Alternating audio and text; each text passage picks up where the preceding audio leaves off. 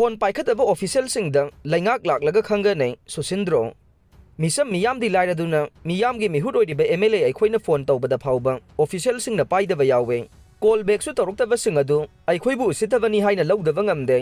मखोइ लेंगाक लाक्लबा मतमदा चपचाना पाउखुम पीगने खंगनी हाइना Khurai assembly constituency MLA Laisangthem सुसिंद्रोना फोंदोखरे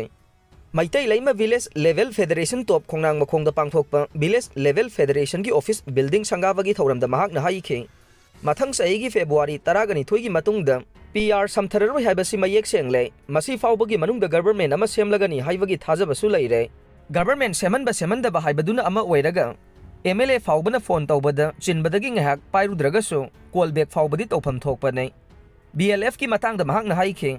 अखोइ करंबा ऑर्गेनाइजेशन की मखादा लै गवर्नमेंट की प्रोग्राम अमदा डिस्ट्रिक्ट एडमिनिस्ट्रेशन हाइबदा फाउबा तानिंगद्रगदे अखोइगी थौगलोनसी कदाइदा चटख्रबगे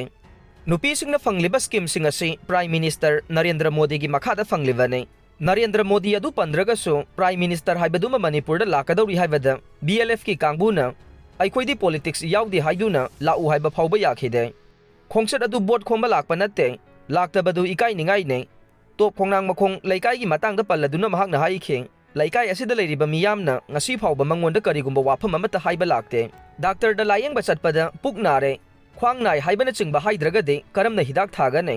नखोइना हाइरबा मतमदु खक्तदा अखोइना नखोइगी अवाद अपासिंग अदु खंगदौरिबनी अमसुंग थबक तौगदौरिबने नखोइगिदा एस्ट्रोटफ की ग्राउंड अमा सेमसी हाइ मदुदसु नखोइना करिमता हाइरखिदे हाइरक्त्रबनिना हाइरखिबा कांगबुदु सेमबा ताबनी हाइखे